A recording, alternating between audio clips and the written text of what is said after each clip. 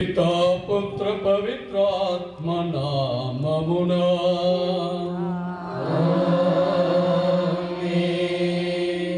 మన ప్రభువైన యేసుక్రీస్తుని కృప, సర్వేశ్వరుని ప్రేమ, పవిత్రాత్మ సహవాసం మీ అందరితో ఉండునుగాక.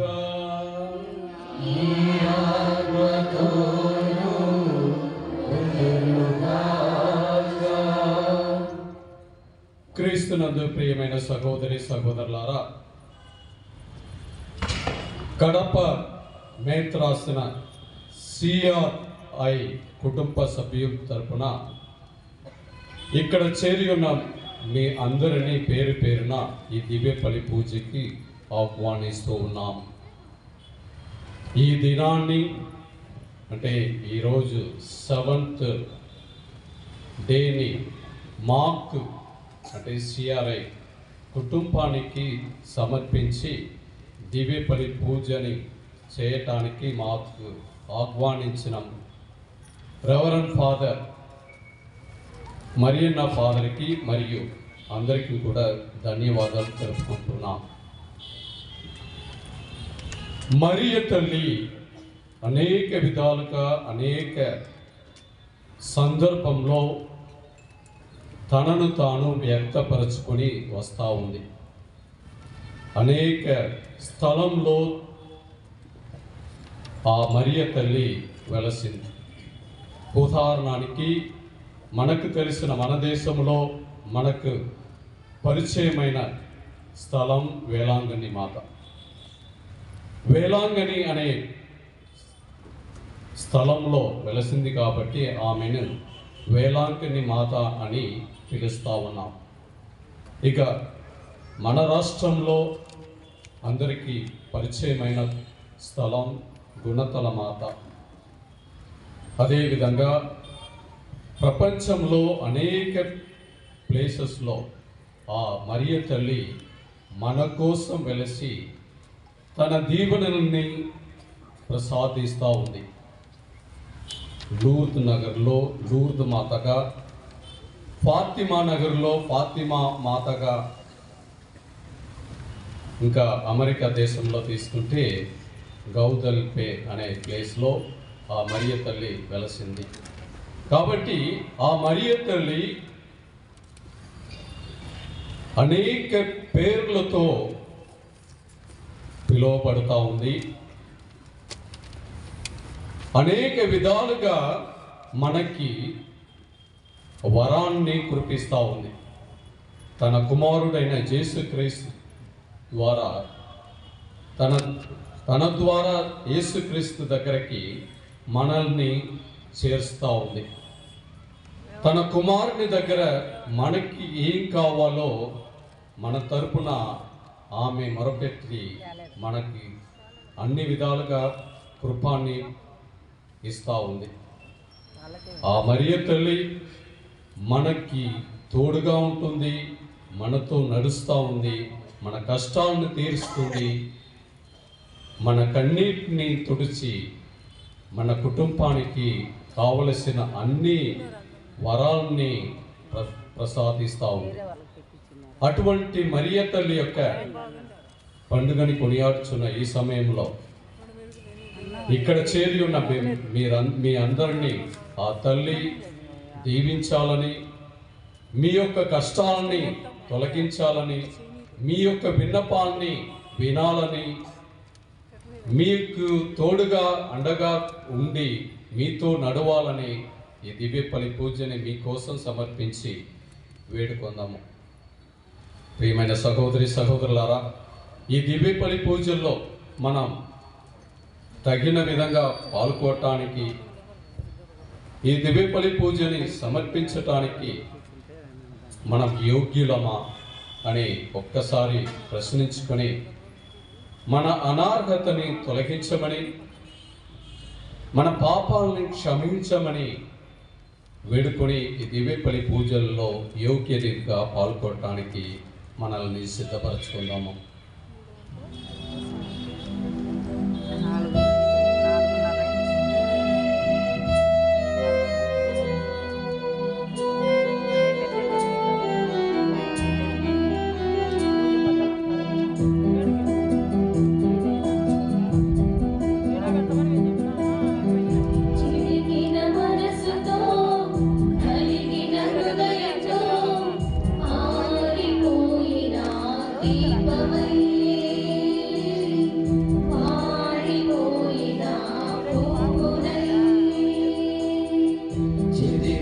మనసుతో నలిగిన హృదయంతో ఆరిపోయిన దీపమై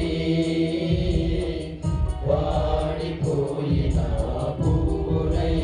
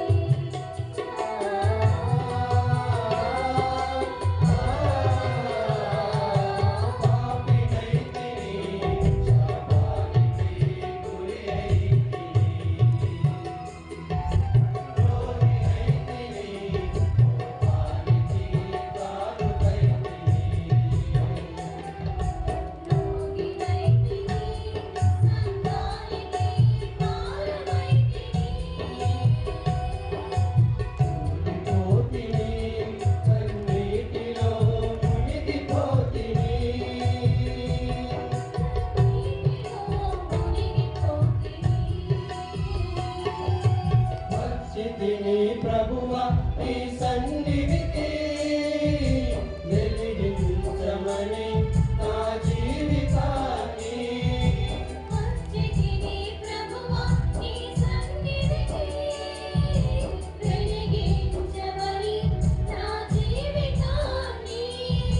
కనికరించి కరుణించవా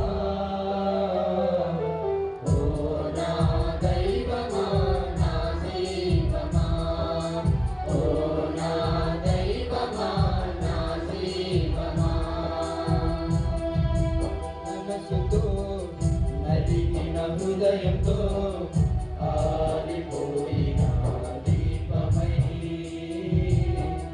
వాడిపోయిన పువ్వునై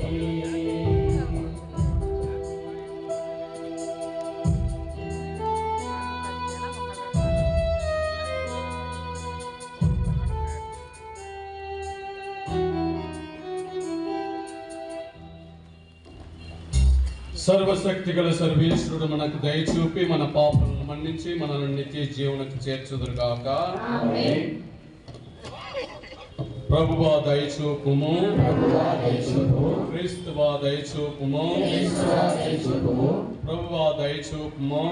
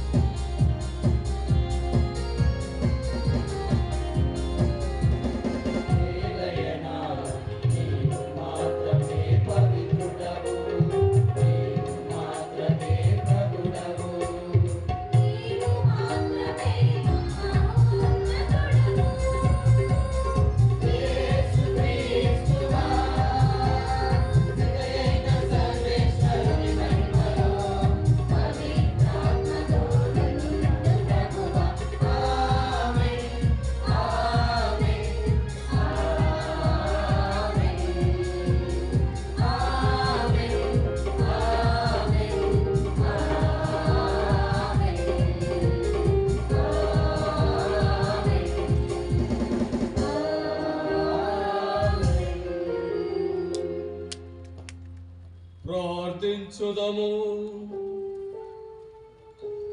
దయామయుడను సర్వేశ్వర,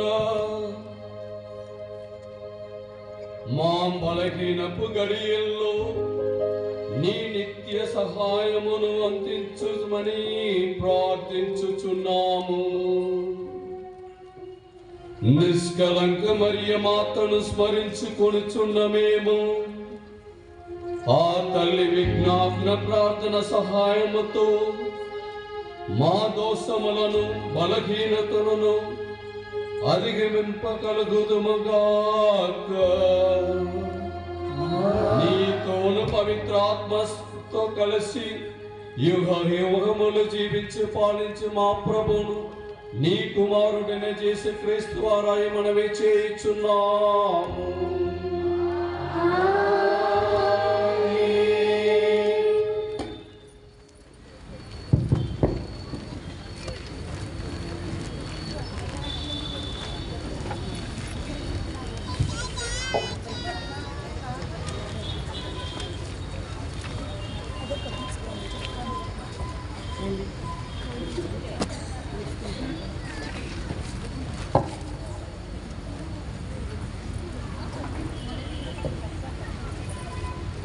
మొదటి పట్టణము ఆది కాండము 3వ అధ్యాయము 14వ వచనం నుంచి 20వ వచనం వరకు.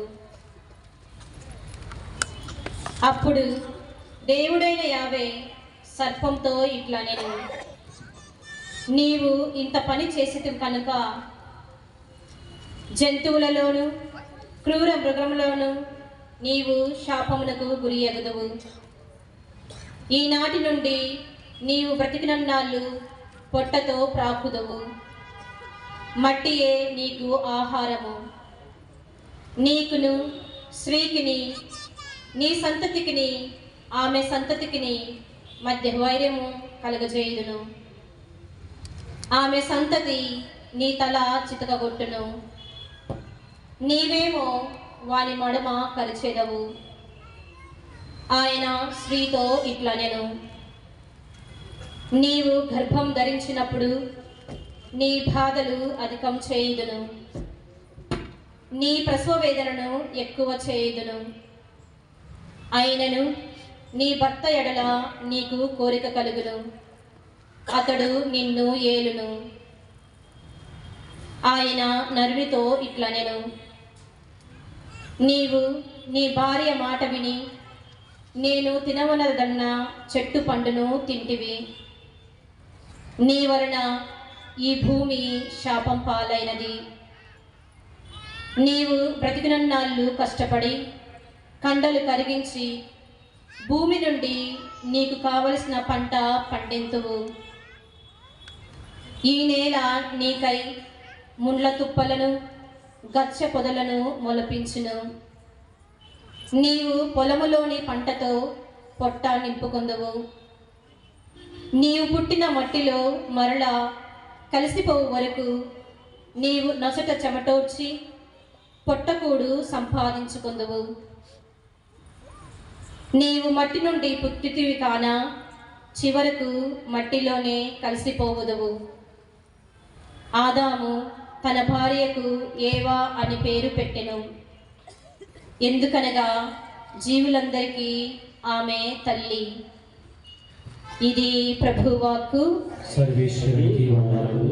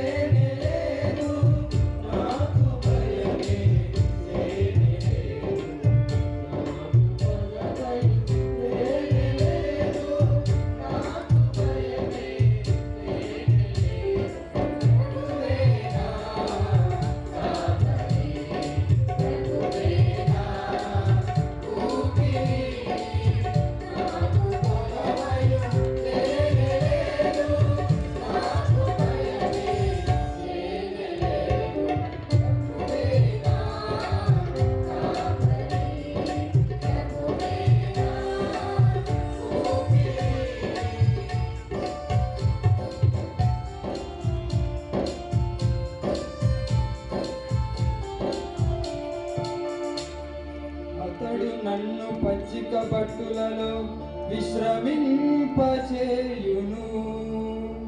శాంతికరమైన జలముల యొద్దకు నడిపించుకొని పోవును.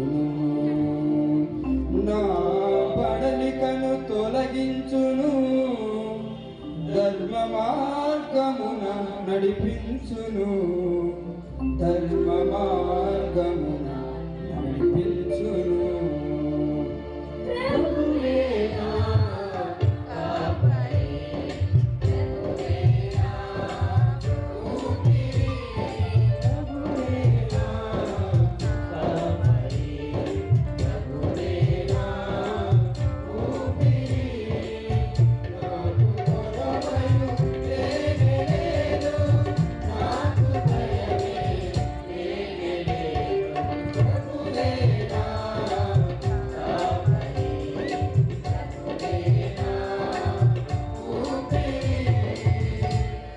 గాఢాంతకారపు లోయగుండా పయనించునప్పుడు, సంద్రపు అలల తాకిడిలో బ్రతుకీచునప్పుడు, నా భయమును తొలగించును, నీ బడితయు గోలయు నన్ను కాపాడును, నా చేయి పట్టి నన్ను కాపాడును.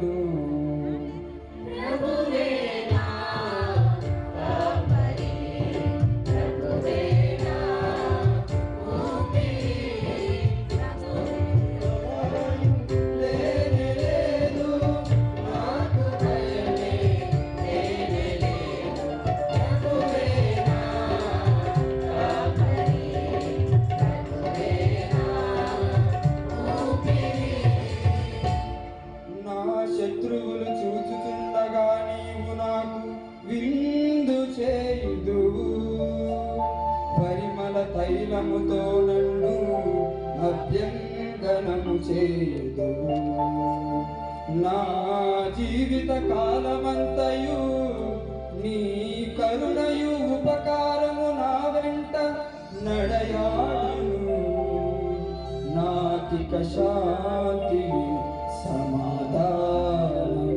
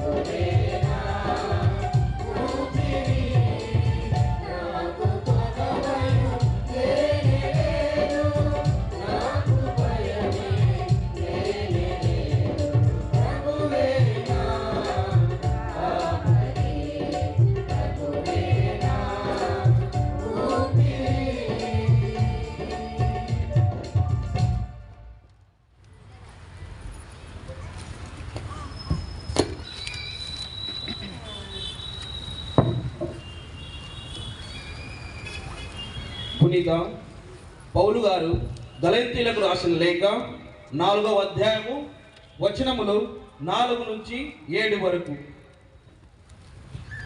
కానీ కాలము పరిపక్వమైనప్పుడు దేవుడు తన కుమారుని పంపెను. ఆయన ఒక స్త్రీ నుండి పుట్టెను. ఆయన ధర్మశాస్త్రములకు లోనయ్యను. మనము దేవుని పుత్రులము అగునట్లు ధర్మశాస్త్రముకు లోబడి ఉన్న వారిని విముక్తులు చేసెను. మీరు ఆయన పుత్రులచే దేవుడు తన కుమారుని ఆత్మను మన హృదయములందు ప్రవేశపెట్టెను. ఆ ఆత్మ అబ్బా తండ్రి అని పిలుచుతున్నది. కనుక దేవుని వలన ఇక నీవు బానిసవు కావు, పుత్రుడవు. నీవు ఆయన పుత్రుడవు కనుక వారసుడు కూడా. ఇది ప్రభువాకు. సర్వేశ్వరునికి వందనములు.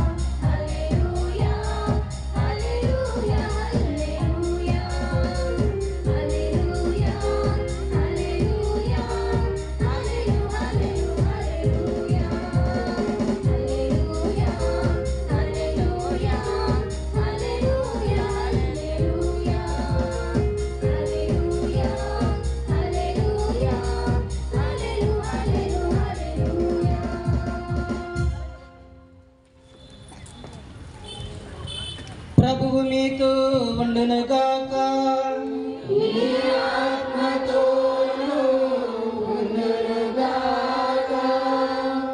పునీత యోహాను రాసిన పవిత్ర సువిశేషములోని భాగము.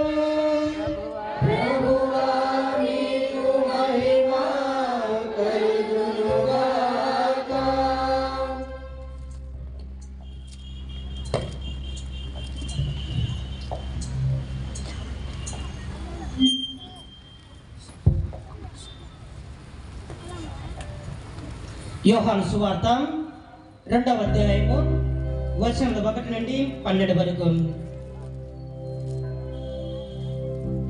3వ రోజున గలిలయ కానాపూరిలో ఒక పెళ్లి జరిగెను. యేసు తల్లి అచట ఉండెను. యేసు ఆయన శిష్యులు ఆ వివాహమునకు ఆహ్వానింపబడిరి. ద్రాక్షరసం తక్కువ పడగా యేసు తల్లి వారికి ద్రాక్షరసం లేదు అని ఆయనతో చెప్పెను.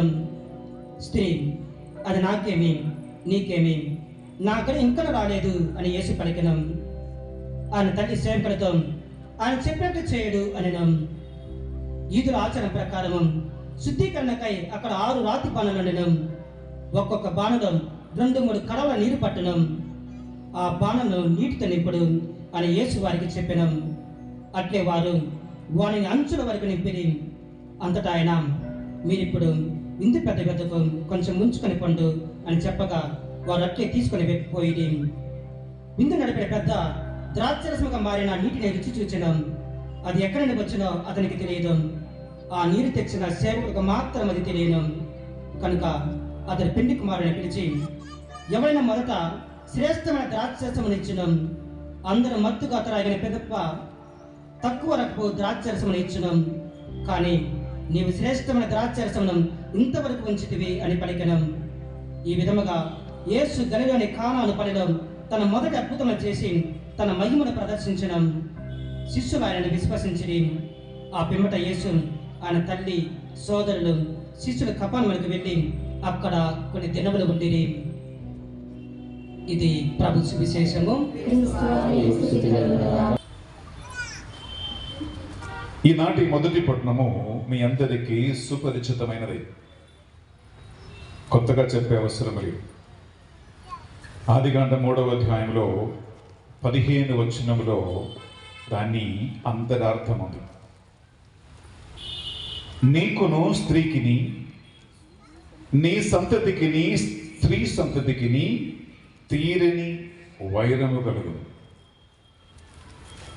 తీరని వైరం అంటే అంతము లేని వైరం అన్నమాట. Never ending enmity, which means యుగాంతం వరకు, మానవ రాశి ఉన్నంత కాలం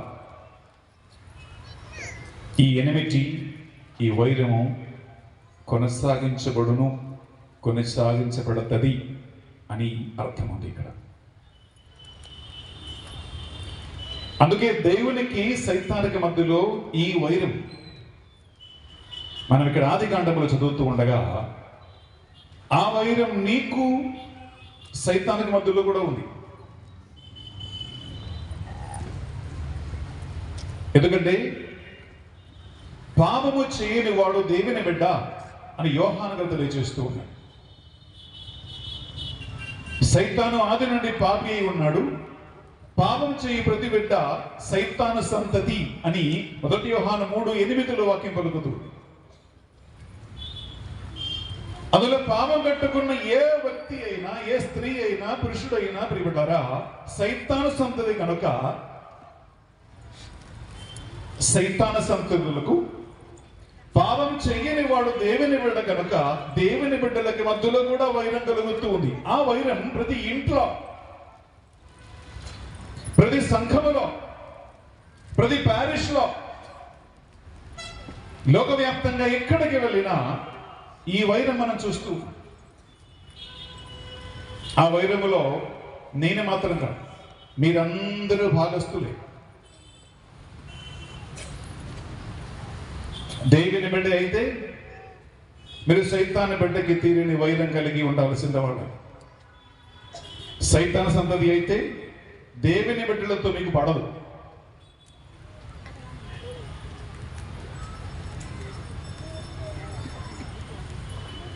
అందువలన బిళ్ళరా ఈరోజు ఈ వాక్కు మనం అలగిస్తూ ఉండగా ఆచరించవలసినటువంటి, ఆలోచించవలసినటువంటి, మననం చేయవలసినటువంటి ముఖ్య విషయం ఏంటంటే, నేను దేవుని పక్షమున ఉన్నానా, నేను సైతాని పక్షములో ఉన్నానా? దేవుని పక్షములో మీరు ఉంటే మీరు యుద్ధం చేయవలసింది, సైతాన్ పక్షములో ఉన్నా యుద్ధం చేయవలసింది. యుద్ధం మాత్రం తప్పదు. ఎందుకంటే ఈ యుద్ధం ఆల్రెడీ ఆదికాండం 3వ అధ్యాయంలో ఈనాటి మొదటి పట్టణంలో మనం చదువుకున్నాం. కాబట్టి అందువల్ల కొన్ని కుటుంబాలలో మాకు శాంతి లేదు స్వామి, సమాధానం లేదు స్వామి అని అందరూ వడకానికి వచ్చినప్పుడు లేదా ఫోన్ చేస్తూ అడుగుతూ ఉంటారు. శాంతి, సమాధానం కావాలని ప్రార్థన చేస్తారు. లేదా విచారణలో సఖ్యత కావాలని మీరు ప్రార్థిస్తారు. సంఘములో ఈ యూనిటీ కావాలని ప్రార్థిస్తారు. కానీ ఆ ప్రార్థనకి నిజంగా చెప్పాలంటే ఆన్సర్ మీకు దొరకదు. ఇక్కడ వాక్యం పలుకుతుంది పిల్లరా, ఈ వైరం తీరదు. కాకులతో తిరుగుతాయి, అవునా? కోళ్ళతో తిరుగుతాయి. కాకులు కలిసి ఉంటాయి, కోళ్ళు కలిసి ఉంటాయి. అందుకే ఇంగ్లీష్ అంటారు birds of the same feather flock together అని అంటారు. అండ్ విచ్ మీన్స్ ఒకే స్వభావం కలిగిన వారు, ఒకే క్యారెక్టర్ కలిగిన వారు, ఒకే ఆలోచన కలిగిన వారు కలిసి ఉంటారు. మీరు గమనిస్తే మందు బాబులు బాగా మంచిగా ఫ్రెండ్షిప్, స్నేహం చేసుకుంటూ కలిసి తాగుతారు, అవునా? తాగని వాళ్ళు మందు బాబులతో కలుస్తామా? స్నేహం చేయలే. ఎందుకు? వాళ్ళకి వీళ్ళకి పడదు. అర్థమవుతుందా? Very good. మందబాబులతోనే స్నేహం చేస్తారు, వాళ్ళతోనే కలిసి ఉంటారు. ఎందుకంటే వాళ్ళ స్వభావం ఒకటే. దొంగలతోనే కలిసి ఉంటారు. అందుకే తెలుగు సామెత, దొంగలు ఊళ్ళు ఆపచ్చుకుంటారు. దొంగలు ఊళ్ళు పంచుకున్న ఇదే సంగతి. వాళ్ళ మధ్యలో ఏముంది? మంచి సఖ్యత. ప్రియులారా, అందువలన మీరు నిజంగా దేవుని పక్షంలో ఉంటే మీ ఇంట్లో పర్ఫెక్ట్ సమాధానం, శాంతి మీకు ఎప్పుడు ఉండదు. మీరు సైతాన్ పక్షంలో ఉన్నా మీకు పర్ఫెక్ట్ శాంతి, సమాధానం మీ ఇంట్లో రాదు. ఎందుకంటే యుగాంతం వరకు ఈ యుద్ధం సైతానికి, సైతాన్ బిడ్డల మధ్యలో, దేవునికి, దేవుని బిడ్డల మధ్యలో ఈ యుద్ధం జరుగుతూ ఉండగా ఆ యుద్ధానికి మనం అందరం సిద్ధపడాల్సిందే. వీఆర్ సోల్జర్స్, మన సైనికులం. నిజంగా చెప్పాలంటే సైనికులని. సైన్యములు చేరి నేను యుద్ధం చేయలేను అంటే you are in the wrong place. సైన్యములు ఎందుకు చేరుకున్నావు? యుద్ధం చేయటానికే సైనికుడుగానే జాయిన్ అయ్యావు, అవునమ్మా? లేదా సైన్యములో చేరి, ఆర్మీలో కానీ, నేవీలో కానీ, ఎయిర్ ఫోర్స్ లో చేరి ఇంట్లో తిరిగి పడుకోవటానగా? నో. నువ్వు రక్షణ సిబ్బందిలో చేరావంటే, if you are in the army or the defence forces, నువ్వు యుద్ధం చేయాల్సింది. Therefore, ప్రియ సహోదరి, ప్రియ సహోదరులారా, మొదటి పట్టణం మనకు నేర్పిస్తున్న ఒక ముఖ్యమైన విషయం ఇదే. శాంతి, సమాధానం, సఖ్యత అనేది అంత సులువుగా, అంత ఈజీగా రాదు. ఈ యుద్ధానికి దేవుడు మనందరినీ ఆహ్వానిస్తూ ఉన్నాడు. అది ఏదైనా తోటలో ప్రారంభించిన ఒక యుద్ధం యుగాంతం వరకు ఆ యుద్ధం కొనసాగించబడవలెను. Praise the lord.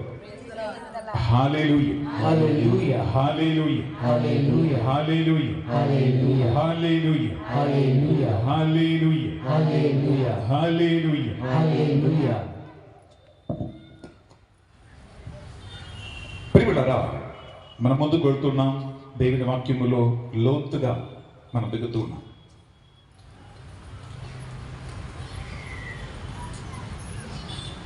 దేవుడు సైతాన్ని ఎలా ఓడించాడు? యేసుక్రీస్తు సైతానికి విరుద్ధమైన ఈ పోరాటం ఎలా కొనసాగించాడు? ఎలా కొనసాగించమని మనల్ని అడిగాడు అని ప్రశ్నిస్తే అది కేవలము తన వాక్కు ద్వారానే.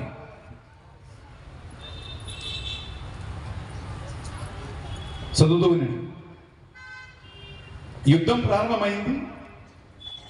ఏదైనా తోటలో ప్రారంభమైంది, అది కొనసాగించబడాలి. ఆ సైన్యముల మనమందరం భాగస్థులమై అది శాశ్వతమైనటువంటి ఎనిమిని, విరోధిని, శత్రువును యేసుక్రీస్తు ఓడించాడు. ఆ విజయం ఆయన మనకిచ్చాడు. అదే ప్రశ్న ఒకటి, ఆయన ఎలా ఓడించాడు? ఆయన ఎలా గెలిచాడు? ఎలా యుద్ధం చేయమని నిన్ను నన్ను అడిగాడు అని ఆలోచిస్తే అది కేవలం దేవుని వాక్కు వలన మాత్రమే.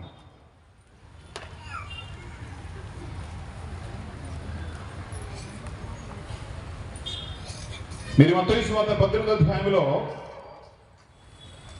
పేతురుని సంఘానికి పునాదిగా మూలరాయిగా చేసి ఆయన చెప్పిన మాట, పేతురు నువ్వు ఒక రాయి, ఈ రాతి మీద నా సంఘమును నిర్మించదు, నరక శక్తులు దీనిని జయింపజాలు. నువ్వు భూమిలో దేనిని బంధింతురో పరలోకంలో బంధింపబడుతుంది, నీవు భూమిలోకమున దేన్ని విడుపుదురో పరలోకంలో విప్పబడుతుంది అని బంధించడానికి విడిపించడానికి అధికారం ఇచ్చి పేతురుని ఒక రాయి అని పిలుస్తూ ఉన్నాడంటే ఇలా ఆ రాయి ఏమి రాయి అంటే అది దేవుని యొక్క వాక్కు అనేటువంటి రాయి.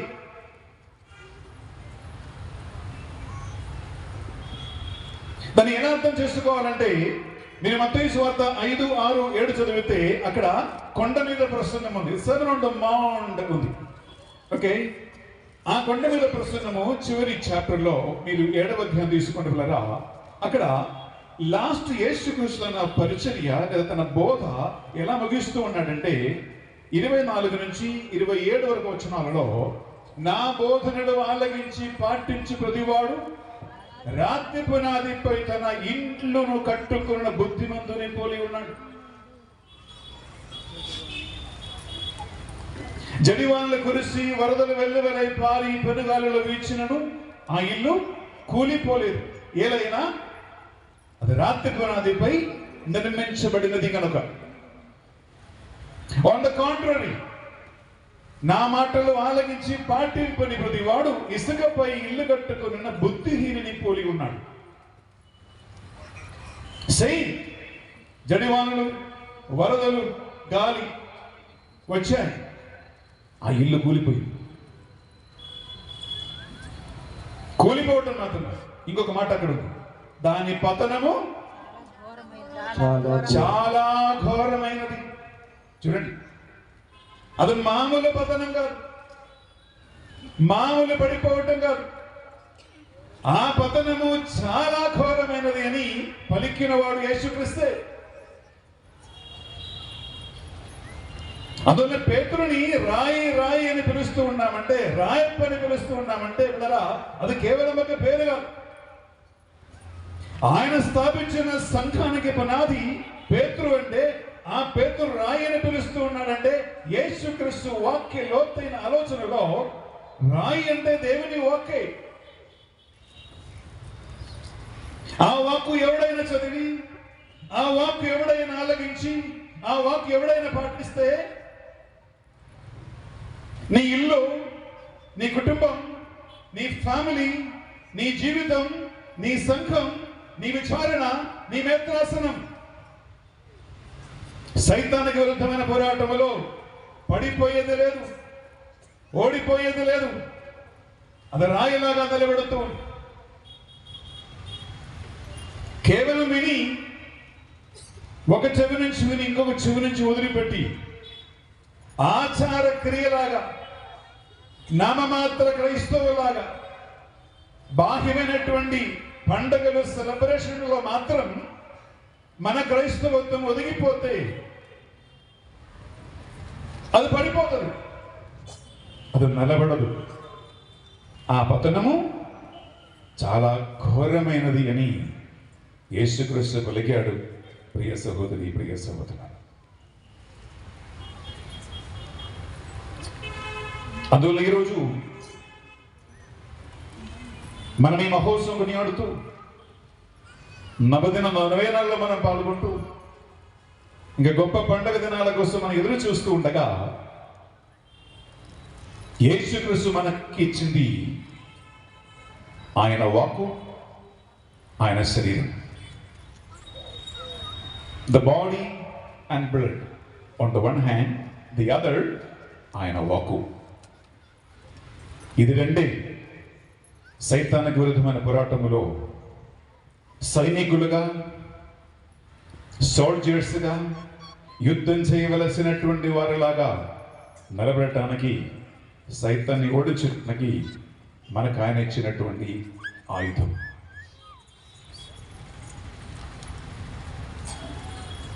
మీరు ఎఫెసీయులకు రాసిన పత్రికలో 6వ అధ్యాయం చదువుకుంటే అక్కడ సర్వాంగ కవచం మీరు ధరించండి అని ఇప్పుడు పౌలు గారు మనల్ని బోధిస్తూ ఉన్నాడు. సర్వాంగ కవచం అంటే the armour of the lord అని ఇంగ్లీష్లో. ఆర్మర్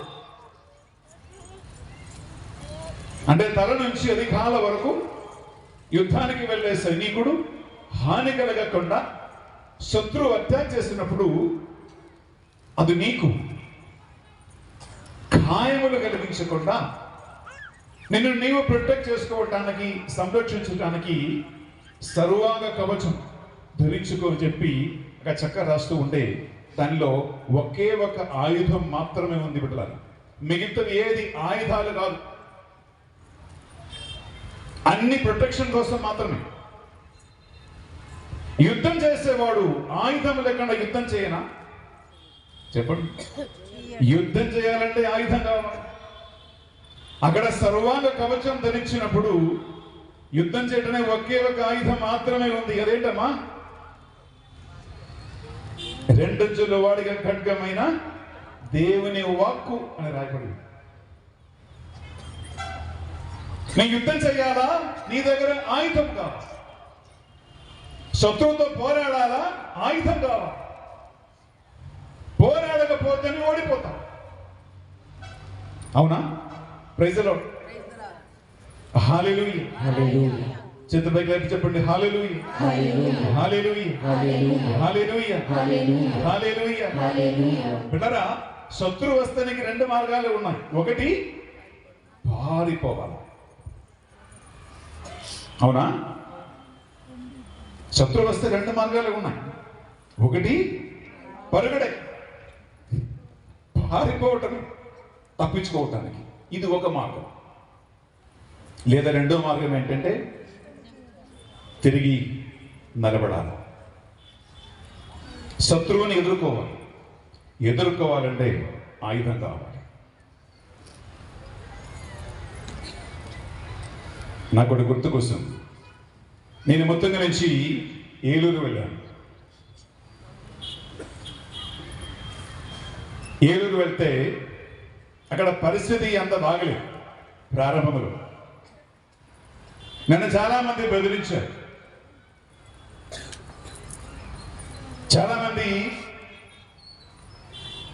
అన్నోన్ ఫోన్ కాల్స్ ద్వారా మా టీంని బ్లాక్మెయిల్ చేయడం ట్రై చేశారు. కొంతమంది డైరెక్ట్గా నువ్వు ఎలా విజయవాడ దాటుతావో చూద్దాం, నువ్వు ఎలా ఏలూరులో సేవ చేస్తావో చూస్తాం, నీ కాలు విరగొడతా అని బెదిరించారు. ఇది మా టీంలో చాలా మందికి తెలుసు, ఎందుకంటే ఫోన్ కాల్ అటెండ్ చేసేది వాళ్ళే. అప్పుడు కొంతమంది సలహాదారులు వచ్చి అని చెప్పాడు, స్వామి మీ కారులో 2 కత్తులు పట్టుకోండి, ఏం పెట్టుకోవాలి? మీ నాకు నవ్వు వస్తుంది. మీ కారులో 2 కత్తులు పెట్టుకోండి సార్, ఆయుధం. ఏదో ఒక మంచి కర్ర పట్టుకోండి, ఆయుధం. మీరు ఒంటరిగా ప్రయాణం చేయవద్దు సార్. లేదా బాడీ గార్డ్స్ అని 4 పెట్టుకోండి. ఎందుకంటే మీరు చాలా దూరం ప్రయాణం చేస్తారు కదా, ఎక్కువ ప్రయాణం ఈ రాత్రి చేస్తారు కదా. సో మానవ ఆలోచనలు, మానవ తలంపులు ఏంటంటే శత్రువుని ఎదుర్కోవటానికి నీవు కత్తులు పెట్టుకో.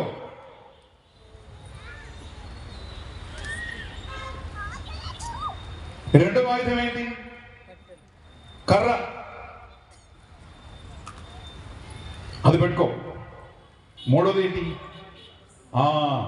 బౌన్సర్స్. తెలుసా బౌన్సర్స్ అంటే? నల్ల డ్రెస్ వేసుకొని కండలు పెంచుకొని, చూసారు మీరు ఈ సినిమా హీరోయిన్లో పొలిటికల్ ఫీల్డ్లో వాడు వచ్చినప్పుడు క్రౌడ్ని కంట్రోల్ చేసుకోవడానికి ఏం పెట్టుకుంటారు? బౌన్సర్స్ని పెట్టుకుంటారు, బాడీ గార్డ్స్ని పెట్టుకుంటారు, అసలు దరిదాపుగా రానియకుండా అలా పెట్టుకోమన్నారు. ప్రియులరా, నేను ఒకటి చెప్పాను, నన్ను మొత్తంగా నుంచి ఏలుగు తీసుకువెళ్ళేది దేవుడైతే ఆ యుద్ధం నేను చేయాల్సిందే. ఆ యుద్ధములో నా ఆయుధం దేవుడే. నన్ను కాపాడేవాడు ఆయనే, నడిపించేవాడు ఆయనే. నేను ఏలూరు వెళ్ళి 3 సంవత్సరాలైనా ఈ రోజు వరకు నా కారుని ఎవడు ఆపలేదు. ఎవరు నామను నిలబడి నన్ను బెదిరించలేదు. దేవుని వాక్కు తప్ప ఒక కత్తి కావాలని నాకెప్పుడు అనిపించలేదు. నేను ఎందుకు ఈ సంఘటన మీద చెప్తున్నానంటే, ఇప్పుడు ఇవ్వలారా, శత్రువులు అనేక మంది మీ చుట్టుపక్కల ఉంటారు. మీ కుటుంబ సభ్యులోనే ఉంటారు. రక్త సంబంధికులు ఉండవచ్చు, స్నేహితులు ఉండవచ్చు. శత్రువులుగా సైతాన్ని ఎవరినైనా వాడుకుంటారు. అప్పుడు మన ఆయుధం అనేది పడరా దేవుని వాక్యం.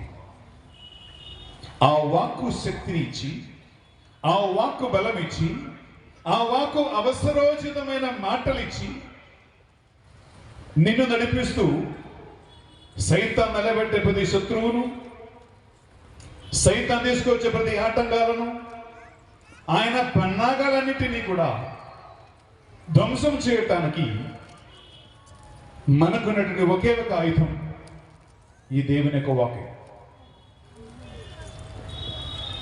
అందుకే ఇలాంటి పండుగలలో, నవేనాలలో ప్రియులరా, పరిశుద్ధ బలిపూజ అర్పిస్తూ దేవుని వాక్కు మనం లోతుగా ధ్యానిస్తూ praise the Lord. Hallelujah, hallelujah, hallelujah, hallelujah, హల్లెలూయా. చెప్పండి. దేవవర ప్రసాదము చేత నిన్న మరియమ్మ వందనము, ఏలిన వారు మీతో ఉన్నారు, స్త్రీలలో ఆశీర్వదింపబడిన వారు మీరే, మీ గర్భఫలము చేసు ఆశీర్వదింపబడిన వారుని. పరిశుద్ధ మరియమ్మ సర్వేశ్వరుని యొక్క మాత, పాపాత్మమైనడు మా కొరకు ఇప్పుడును మా మరణ సమయమందును ప్రార్థించండి. Amen. Praise the Lord. Praise the Lord. Hallelujah, hallelujah, hallelujah, hallelujah, hallelujah, hallelujah, hallelujah, hallelujah, hallelujah. Hallelujah. అందుమా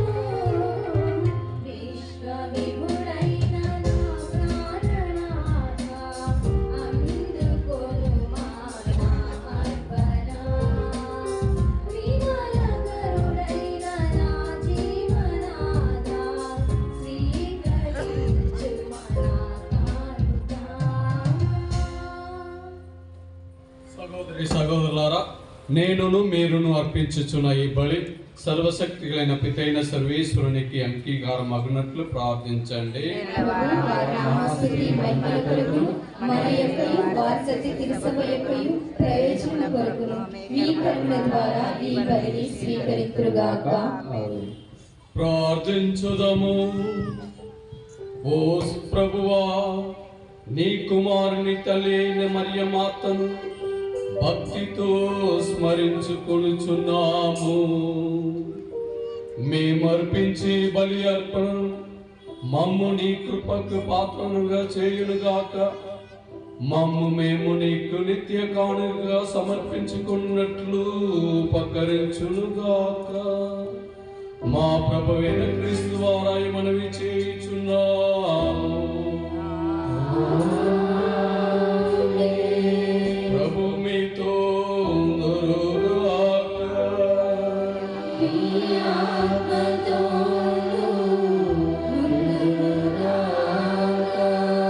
మీ మనసులను ఉన్నతమునకు త్రిప్పుము.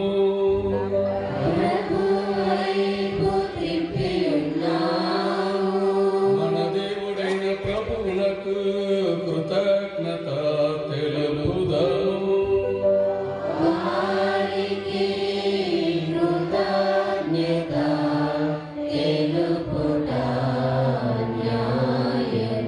ఓ సర్వేశ్వర, పునీతుల గణపరిచయంతో నీవు చేసిన గొప్ప కార్యములను పొగడుట యుక్తము, న్యాయము, ధర్మము, రక్షణదాయకము. ముఖ్యంగా పరిశుద్ధ కన్య అయిన మరియమాత సంస్మరణను కొనియాడుచు ఆమె కృతజ్ఞతతో పాడిన స్తుతి గీతమును ప్రతిధ్వనింపజేయుచు మేము నీ కనికరమును ప్రకటించుచున్నాము. ఏలైనా నీవు భూది గతముల వరకు అత్యంత అద్భుతమైన గొప్ప కార్యములను ఎన్నటినో చేసితివి. తరతరాల ప్రజలపై నీవు అమిత దయను ప్రదర్శించితివి. నీ దాసురాలైన కన్యమరియమ్మ దీనావస్థము కటాక్షించి మానవ జాతి రక్షకుడును నీ కుమారుడును మా ప్రభువైన యేసుక్రీస్తును మాకు ప్రసాదించితివి. అతని ద్వారా నీ క్షమాక్షమున నిత్యము ఆనందించుచు దూతల బృందము నీ వైభవమునకు ఆరాధించుచున్నది. వారితో మా స్వరములను ఏకము చేయ అనుగ్రహింపుమని నిన్ను ప్రార్థించుచు మేము నిన్ను స్తుతించుట ఎట్లనగా,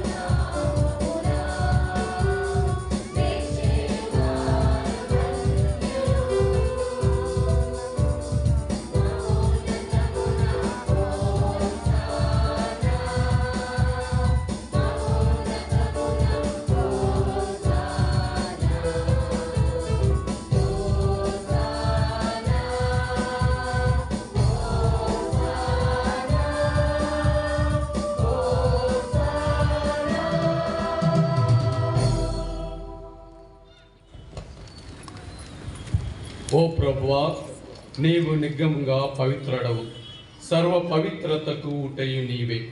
కనుక నీ పవిత్రాత్మ ద్వారా ఈ కానుకలను పరిశుద్ధపరచ బ్రతిమాలుకొనుచున్నాము. ఈ విధమున ఇవి మా కొరకు మా ప్రభు అయిన యేసుక్రీస్తు శరీర రక్తములు అగునుగాక. అతడు శిలువ శ్రమలకు తనను తాను ఇష్టపూర్తిగా అప్పగించుకున్నప్పుడు అప్పమును అందుకొని కృతజ్ఞత వందనములు చెప్పి త్రుంచి శిష్యులకిచ్చుచు ఇట్లనే, మీరందరూ దీనిని తీసుకుని భుజింపుడు. ఏలయనా ఇది నీ కొరకు అప్పగింపబడున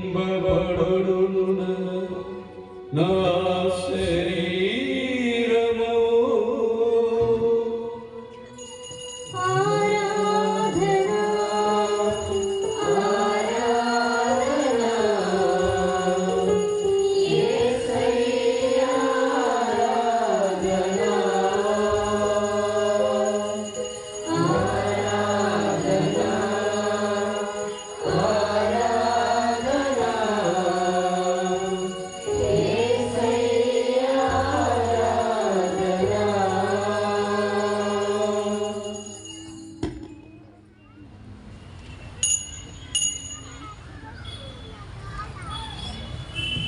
ఆ విధముననే భోజనానంతరము పాత్రమునందుకొని మరల నీకు కృతజ్ఞత వందనములు చెప్పి శిష్యులకిచ్చుచు ఇట్లా నేను, మీరందరూ దీనిని తీసుకుని పానము చేయుడు.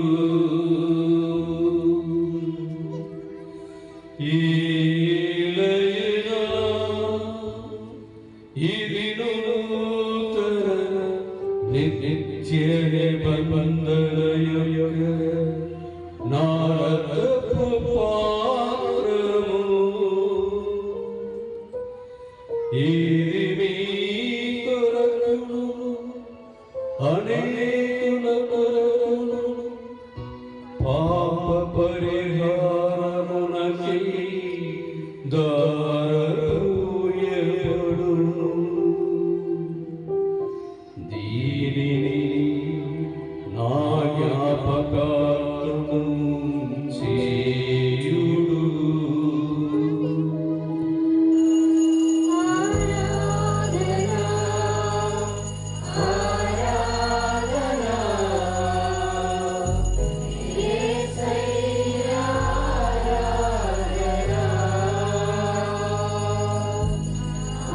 ఆరాధనా ఆరాధనా యేసయ్యా ఆరాధనా.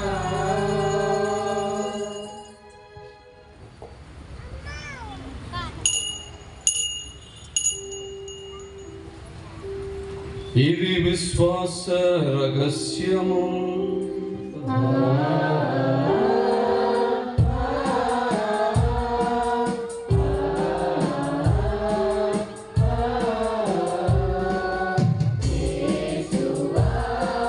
నీ మరణమును ప్రకటించెదము, నీ ఉత్థానము చాటెదము. నీవు మరల వచ్చు వరకు వేచియుండుము.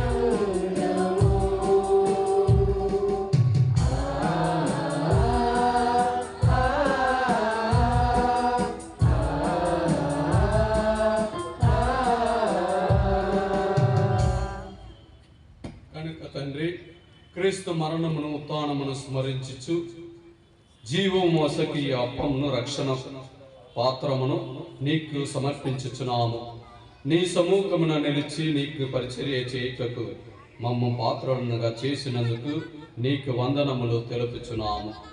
క్రీస్తు శరీర రక్తములందు పాలి వరకు మమ్ము పవిత్రాత్మ ద్వారా ఐక్యపరచమని బ్రతిమాలుకొనుచున్నాము. ఓ ప్రభువా, ప్రపంచమంతటా వ్యాపించి ఉన్న నీ శ్రీ సభను జ్ఞాపకం ఉంచుకున్నాము. మా ఫ్రాన్సిస్ జగద్గురువును, మా గాలిపాలి పీఠాధిపతిని, గురువులందరితో పాటు మమ్మను ఇక్కడ చేరినటువంటి మీ బిడ్డలందరినీ ఈనాటి పూజ ఉద్దేశములను నీ ప్రేమయందు, శాంతి యందు, సమాధానమందు పరిపూర్ణులను చేయుము.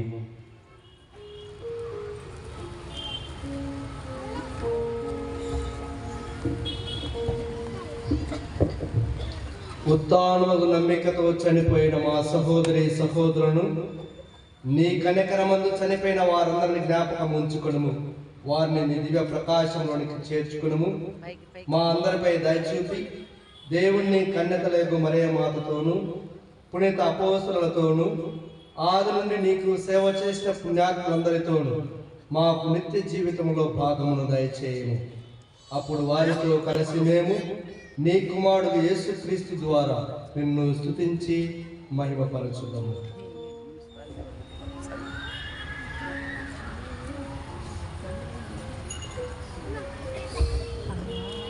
క్రీస్తు ద్వారా, క్రీస్తుతో, క్రీస్తునందు సర్వశక్తిగల పితైన సర్వేశ్వరా, పవిత్రాత్మతో ఏకమయుండు నీకు యుగ యుగములలో గౌరవ మహిమలు కలుగునుగాక.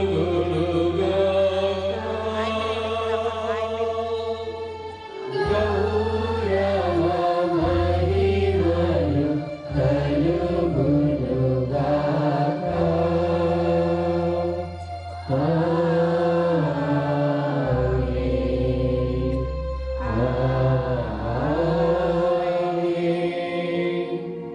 ఇప్పుడు ఇచ్చిన పరమోపదేశం అనుసరించి ప్రార్థింపసాగిందము.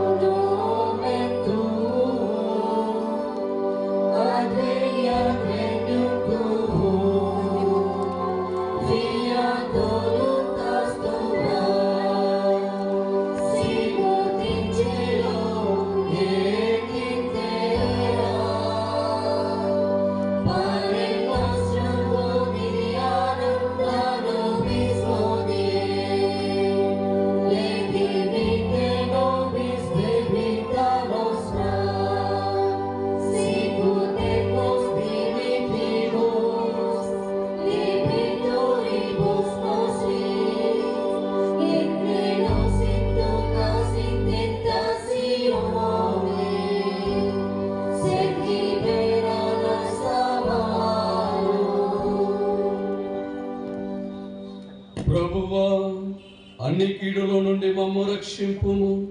మా ఈ రోజుల్లో మాకు శాంతిని ప్రసాదింపుము. నీ దయానుగ్రహం వలన పాపం నుండి మమ్ము వ్యక్తం చేసి అన్ని కలతల నుండి సర్వదా కాపాడుము. మేము మోక్షానందమున మా రక్షకుడైన యేసుక్రీస్తు ఆత్మను నిరీక్షించుచుందుము.